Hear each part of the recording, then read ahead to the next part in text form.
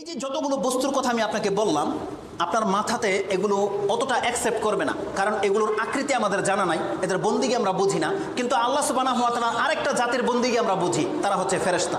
যদিও ফেরেশতাদেরকে আমরা কেউ দেখি না, সূর্যকে আমরা আমাদের মতো মানুষ ভাবি না, মানে একটা দেহ ভাবি না, কিন্তু ফেরেশতাদের দেহ রয়েছে এটা আমরা ভাবি না।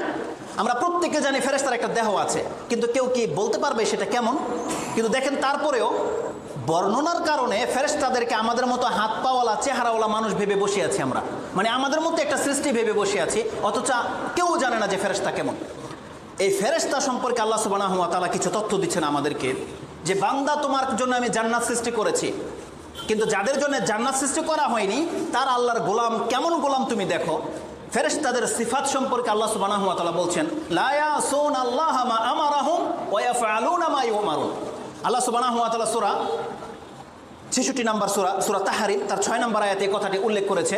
যত ফেরেশতা আছে তাদের সিফাত, তাদের গুণ হচ্ছে লা ইয়াসুনাল্লাহ, তারা আল্লাহর কোনো কাজকে অস্বীকার করে না, বিরুদ্ধাচারণ করে না। ওয়া ইয়াফআলুনা মা ইউমারুন, তারা তাই করে যা তাদেরকে করতে বলা হয়। এটা হচ্ছে সমস্ত ফেরেশতাদের গুণ। আল্লাহ বলছেন কোনো ফেরেশতাদের এই মাজাল নাই যে আল্লাহর কোনো একটা আদেশকে, কোনো একটা ইচ্ছাকে ইগনোর করতে পারে, কোনো ফেরেশতাকে তৌফিক দেওয়া হয়নি। এই ফেরেশতাদের সবার মর্যাদা কিন্তু এক নয়। আপনি কি জানেন ফেরেশতা কি জিনিস? সংক্ষিপ্ত আকারে দুই একটা কথা আমি আপনাকে উল্লেখ করি। এই ফেরেশতাদের মাঝে অনেক সম্মানিত ফেরেশতাও আছে। আমি সাধারণ ফেরেশতার কথা উল্লেখ করব না, আমি আপনাকে বিশেষ কিছু ফেরেশতার কথা উল্লেখ করতে চাই, কারণ বিশেষ ফেরেশতাদের সম্পর্কে আল্লাহ কি বলেছে এই আয়াতটি আমি আগে পেশ করি। ওই আয়াতটি আপনি পাবেন সূরা আম্বিয়া ২১ নম্বর সূরার ১৯ এবং ২০ নম্বর আয়াতটি আপনি পড়েন। সেই আয়াত আল্লাহ সুবহানাহু ওয়া তাআলা বলছেন, ওয়ালাহু মান ফিস সামাওয়াতি ওয়াল আরদ ওমান ইনদাহু লা ইস্তাকবিরুনা আন ইবাদাতিহি ওয়ালা ইস্তাহসিরুন। আল্লাহ সুবহানাহু ওয়া তাআলা বলছেন, যে কেউ আছে আকাশ এবং জমিনে সব কিছু তার পবিত্রতা ঘোষণা করছে, তার বন্দিগিতে লেগে আছে। ওমান ইনদাহু লা ইস্তাকবিরুনা আন ইবাদাতিহি ওয়ালা ইস্তাহসিরুন ইউসাব্বিহুনা আল-লাইলা ওয়ান নাহারা লা ইফতারুন। আল্লাহ সুবহানাহু ওয়া তাআলা সূরা আম্বিয়াতে এই কথাগুলো বলেছেন। আকাশ এবং জমিনে তারা তো আল্লাহর ইবাদত করছেই। আল্লাহ বলছেন, তুমি জেনে নাও বান্দা, যারা আল্লাহর নিকটের ফেরেশতা তারা আল্লাহর ইবাদত করছে, তারা অহংকার প্রদর্শন করে না। এটা আল্লাহ সিফাত বয়ান করছে যে আল্লাহর নিকটে যারা রয়েছে তারা ইবাদত করার ক্ষেত্রে অহংকার প্রদর্শন করে না। ওয়ালা ইস্তাহসিরুন, আর যা আদেশ তাদেরকে করা হয় সেটা তার অন্তরের কষ্টের কারণ হয় না। মানে ফেরেশতা একটা কমান্ড করেছে, ফজরের নামাজ সকাল ৫টা বাজে, কি জন্যে? আমাদের অনেকের আপত্তি। রমজান মাসে সিয়াম কেন? অনেক আপত্তি। হজ করতে ৫ লাখ টাকা কেন লাগে? অনেকের আপত্তি। দাড়ি রাখতে হয়, চুলকায়, অনেকের আপত্তি। পর্দা করে না মা বোনরা, বোরকা পরে না কেন? গরমে বোরকা পড়তে পারে না, আপত্তি। প্রত্যেক ব্যক্তির আপত্তি। এটা কেন হইল? ৪ রাকাত কেন হইল? ৫ রাকাত কেন হইল? এটা কেন করতে বললো আল্লাহ? সব আপত্তি। কিন্তু আল্লাহ ফেরেশতাদের গুণ বলছেন, লা ইস্তাহসিরুন, তাদেরকে যা বলা হয় তাদের অন্তরে এটা প্যারেশানের কারণ নয়, তারা কষ্ট অনুভব করে না, মানে প্রশান্তি ফিল। তার মানে এই যে গুণগুলো আল্লাহ আমাদেরকে জানাচ্ছেন, যে একটা বান্দার গুণ কি হতে হবে? সে অহংকার করবে না তার মালিকের সামনে, তাকে যে আদেশ করা হবে সেটাকে সে কষ্টের সাথে, বিরক্তির সাথে নেবে না, আর সে কখনো এটা করতে গিয়ে শিথিল হয়ে যাবে না, মানে ঝিমা যাবে না। যেমন আমাদের অবস্থা কি হয়, রমজান মাস আসলে প্রথম 10 দিন ওই গেট থেকে ফিরে যেতে হবে অনেককে, তারপরের 10 দিন 4 কাতার, তারপরের 5 দিন 1 কাতার, 4 রাতের দিন মুসল্লি নেই সব মার্কেটে। আল্লাহ বলছেন ফেরেশতাদের এটা গুণ নয়। আল্লাহর গোলাম অলওয়েজ আল্লাহর ইবাদত করবে, আল্লাহ যেভাবে যখন তাকে যা করতে বলেছে সে তাই করবে, এটা হচ্ছে আল্লাহর গোলামের কাজ। আর আল্লাহ সুবহানাহু ওয়া তাআলা আমাদেরকে এই মেসেজগুলো কেন দিচ্ছে? যে বান্দা, তুমি যদি প্রকৃত অর্থে গোলাম হতে চাও, সম্মানিত গোলাম হতে চাও, আল্লাহর পছন্দনীয় গোলাম হতে চাও, তাহলে তোমার মধ্যে অহংকার থাকবে না। আল্লাহ তোমাকে সেজদা করতে বলেছে, তোমাকে সেজদা করতে হবে। আল্লাহ সুবহানাহু ওয়া তাআলা বলছেন, তাহলে অহংকার মুক্ত জীবন এবং ইবাদতগুলোকে সন্তুষ্টির সাথে নিয়ামত ভেবে আমাদেরকে এটা নিতে হবে। একটা বক্তব্য আমি এটাও আপনাদেরকে বলেছিলাম, এগুলো যে আমাদের ইবাদত, এই ইবাদতগুলোকে আমরা পেরেশানের সাথে করছি, কিন্তু কয়জন ব্যক্তি আছে যে সে 2 রাকাত সালাত পড়ে নিয়ামত ভেবে? কয়জন ব্যক্তি আছে যে দাড়ি রেখেছে নিয়ামত ভেবে? কোন মা বোন আছে এমন যে পর্দা করে নিয়ামত ভাবে যে আমার এই পর্দাটা আমার নিয়ামত? অথচ আল্লাহ সুবহানাহু ওয়া তাআলা সূরা মায়দা আমাদেরকে জানিয়ে দিয়েছেন, আল ইয়াউমা আকমালতু লাকুম দীনাকুম ওয়া আতমামতু আলাইকুম নি'মাতি। আল্লাহ বলছেন আমি আমার দিনকে পুরা করে দিলাম। আল্লাহ তারপরে বলছেন এটা আমার নিয়ামতকে আমি পুরা করে দিলাম। তার মানে আল্লাহ 5 ওয়াক্ত নামাজকে নিয়ামত বলেছে, আপনার দাড়ি টুপিকে নিয়ামত বলেছে, আপনার হালাল খাওয়াটাকে নিয়ামত বলেছে, আপনার পর্দাটাকে নিয়ামত বলেছে, হালাল স্ত্রীকে আল্লাহ নিয়ামত বলেছে। কিন্তু এই নিয়ামত আপনি পাচ্ছেন না কেন? কারণ আল্লাহ বলছেন আমাদের সামনে এখন পর্দা ফেলে দেওয়া হয়েছে। আল্লাহ বলছে তুমি মরে আমার কাছে আসো, প্রত্যেকটা কর্মের বিনিময়ে তোমাকে আমি নেকি দেব, আল্লাহ বলছি। নিয়ামত তুমি সেখানে পাবে। এগুলো হচ্ছে সব কাজ, আমাদের ডিউটি এখনো শেষ হয়নি। যেমনি আমাদের ডিউটি শেষ হয়ে যাবে তখন মজুরির পালা আসবে, আল্লাহ আমাদেরকে তা এক এক করে আদা করে দেবে, আল্লাহ বলছি। তাই ফেরেশতারা কষ্ট অনুভব করে না। এখানে একটা পয়েন্ট আমি বলে দিই, যদি সময় চলে যাচ্ছে। আল্লাহ বলছেন ফেরেশতারা ইবাদত করার ক্ষেত্রে অহংকার করে না। এই কথাটা কেন বললেন? আল্লাহ বলছেন ওমান ইনদাহু লা ইস্তাকবিরুনা আন ইবাদাতি, ওই সমস্ত ফেরেশতা যারা আমার নিকটে আছে তারা অহংকার করে না। ওই ফেরেশতাদের সাথে অহংকারের কি সম্পর্ক? মানুষ অহংকার কখন করে? আজকে আমাদের অহংকারের নমুনা দেখেন। তাকে একটু হ্যান্ডসাম করে আল্লাহ সৃষ্টি করে দিয়েছে, তার স্কিনের গ্লেজ একটু চমৎকার, তাই সে পর্দা করতে পারে না। তারপরে কি হয়? আমরা আমাদের সৌন্দর্যতা নষ্ট হয়ে যাবে দাঁড়িয়ে রাখলে। এই সামান্য সৌন্দর্যতা পেয়েই আজকে যাদেরকে কোটিপতি বানানো হয়েছে তারা আপনাদের মতো এইভাবে মসজিদে এসে বসে থাকে না। তাদের জন্য ভিআইপি মসজিদ লাগবে, তাইলেই আসবে, নাহলে আসবেই না। তারা ওয়াজ মাহফিলের নিচে এসে বসে না। কেন? তাদের পয়সা আছে। তাহলে সামান্যতম মানুষকে যদি কোনো পাওয়ার দিয়ে দেওয়া হয়, ক্ষমতা দিয়ে দেওয়া হয়, তাকে একটু অন্যর চাইতে ব্যতিক্রম করে তৈরি করা হয়, তার মধ্যে অহংকার জন্মে যায়। আর আল্লাহ কথাটা কি বলেছে?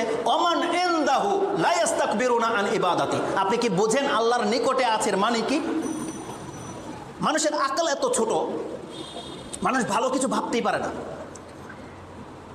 আপনি যদি বুঝতে চান যে যারা আল্লাহর নিকটে আছে তাদের সৃষ্টিটা কেমন হতে পারে, এটা তো আমি বুঝাতে ব্যর্থ হব, কিন্তু তারপর আমি এক্সাম্পল আপনার কাছে পেশ করি।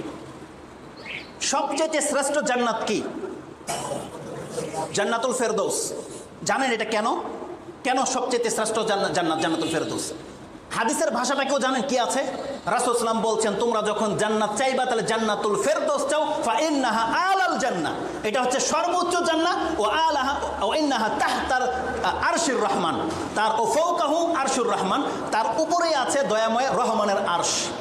তার মানে জান্নাতুল ফেরদৌস এই জন্য শ্রেষ্ঠ যে তার উপরেই হচ্ছে দয়াময়ের আরশ, আর আরশের উপরেই, তার উপরেই হচ্ছে আল্লাহ।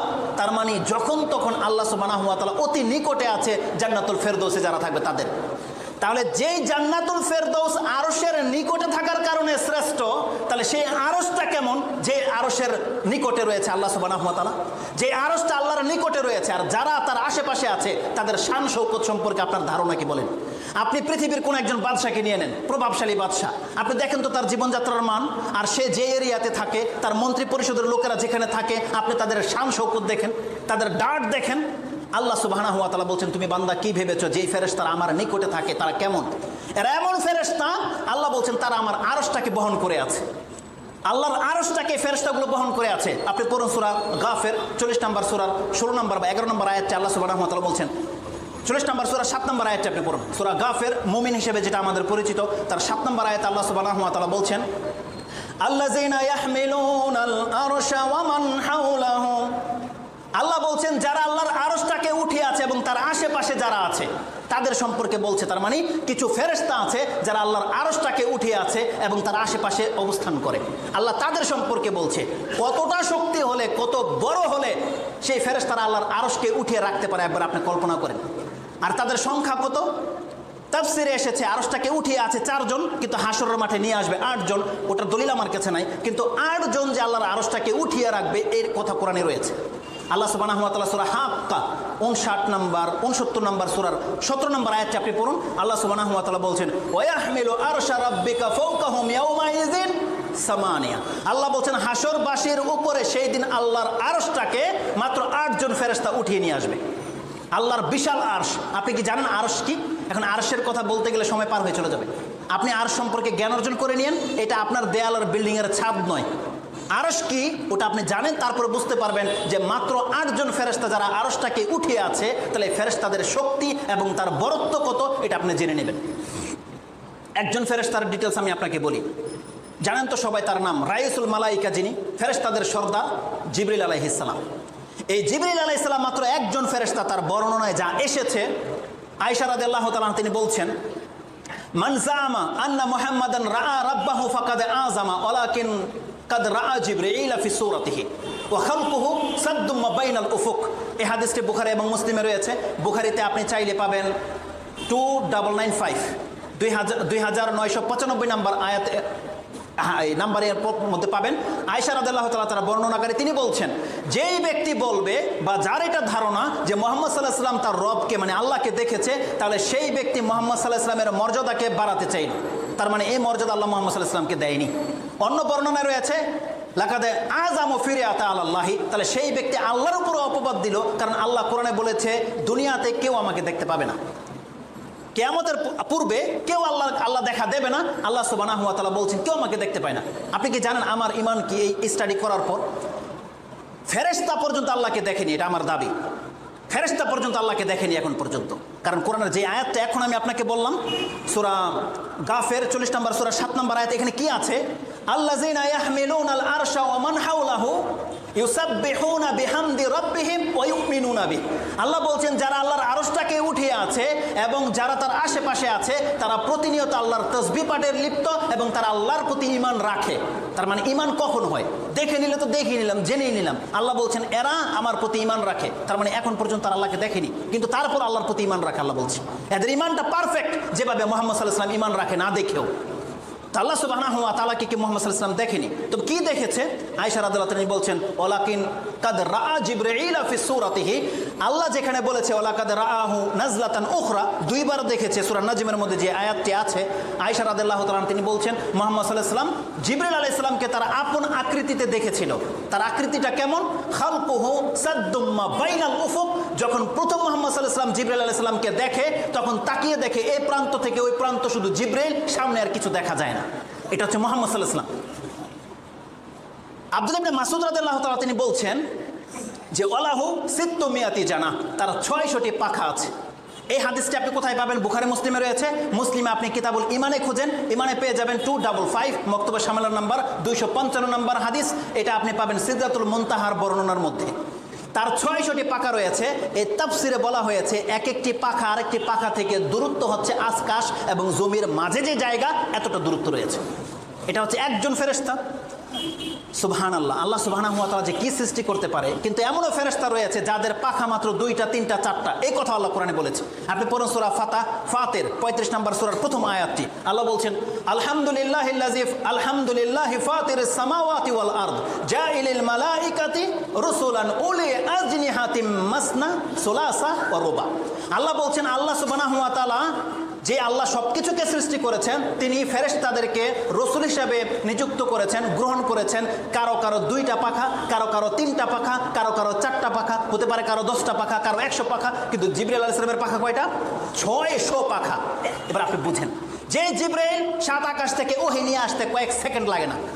কতটা ক্ষমতা দিয়ে আল্লাহ তাকে সৃষ্টি করা হয়েছে।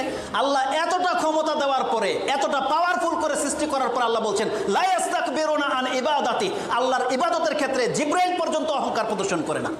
আপনি কি জানেন তাদেরকে কি আদেশ করা হয়েছিল? উসজুদু লি আদম, 3.5 হাত মানুষের মাটি মাত্র 60 হাত আল্লাহ বানিয়েছিল আদম আলাইহিস সালামকে। আল্লাহ সেই ফেরেশতাদেরকে বলেছে উসজুদু লি আদম, আদমকে সেজদা করো। কোনো ফেরেশতার অন্তরে সামান্যতম গিল্টি ফিল হয়নি, কোনো ফেরেশতার অন্তরে সামান্যতম অপমান বোধ হয়নি। তারা যেমনি আল্লাহ বলেছে সেজদা করে, আল্লাহ বলছেন তেমনি তারা সেজদা করেছে। এই কারণে আল্লাহ বলছে আল্লাহ তাদেরকে যা বলে তারা তা করে, তারা আল্লাহর সামনে অহংকার প্রদর্শন করে না। আর আপনাকে আমাকে আল্লাহ সুবহানাহু ওয়া তাআলা কয় টাকার মালিক বানিয়ে দিয়েছে? কয় হাতের মানুষ আপনি আমি? অথচ আল্লাহ সুবহানাহু ওয়া তাআলা বলছেন হাইয়া আলাস সালাহ, আল্লাহর বান্দা হলে আসো নামাজের দিকে। আমাদের নামাজ কোথায় আপনি বলেন? আল্লাহ বলছে তুমি পর্দা করো, আল্লাহ বলছে তুমি দাড়ি রাখো, আল্লাহ বলছে তোমার টাকটার উপরে প্যান্টটা করো, আল্লাহ বলছে তুমি হালাল খাও।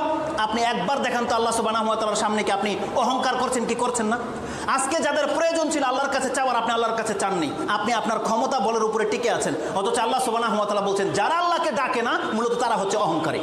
ওয়াকালা রাব্বুকুম উদউনি আস্তাজিব লাকুম ইন্নাল্লাযীনা ইস্তাকবিরুনা আন ইবাদাতি সায়াদখুলুনা জাহান্নামা দাখিরিন। আল্লাহ বলছে আমাকে ডাকো, আমি তোমার ডাকে সাড়া দেব। আর যেই ব্যক্তি আমার ইবাদত করার ক্ষেত্রে অহংকার প্রদর্শন করে, আল্লাহ বলছেন আমি তাকে চিরকালের জন্য জাহান্নামে ফেলে দেব।